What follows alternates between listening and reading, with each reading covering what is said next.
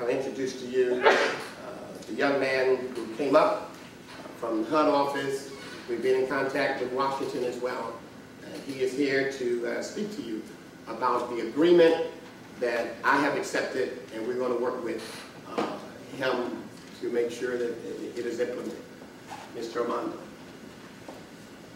Good afternoon. My name is Armando Fana. I'm the Field Office Director for U.S. Housing and Urban Development's office in Miami, which covers the southern 10 counties of Florida. I want to thank Mayor Masters, Congressman Al C. Hastings, Terrence, and residents of Stoneybrook, and others who have participated and helped shed light on really deplorable conditions, unacceptable conditions that exist at Stoneybrook. The problems at Stoneybrook go back decades, and they're certainly not going to be solved overnight.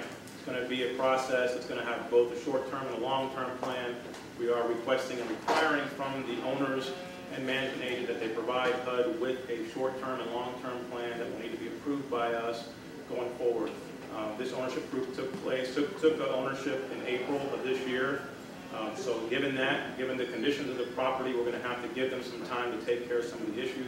However, there are immediate safety and health issues that need to be taken care of and certified to HUD within 10 days. Those issues mainly pertain to smoke alarms that are not functioning or not in place, pertain to the infestation of rodents and other pests, and also to the leaky roofs, which are still being worked on as well. We're going to make sure that those items that they have certified to us, that they've corrected those items within 10 days. We will then send occupational building inspectors back out to the site to make sure that those corrections have been made, and they continue to work with the city. And I want to thank the city, by the way. One of the things that they've done and they're continuing to do is to provide expediting building permitting, which is a really important process to be able to make some of these repairs quickly. So I want to thank the city for their support on that.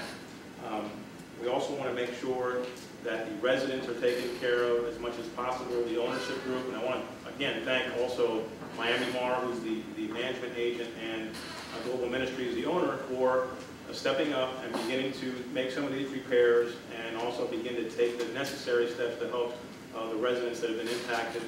We hope that in the coming days we can continue to see a lot more of that than we've seen so far. But I think they're committed to going forward to making a difference for the residents as well. And HUD is committed to decent, affordable housing for everybody, regardless of where you live. And this is certainly an area that's near and dear to my heart. I actually grew up in West Palm Beach, Florida, even though I don't live here anymore. My family's here. So when I hear things are going bad anywhere in Palm Beach County, it's something that I take a quick interest in. And again, I'm glad that it was brought to our attention, and I see great days ahead for the residents of Stoneybrook and for, I think, a blossoming partnership with the city of Riviera Beach and their officials. Thank you very much. One of the things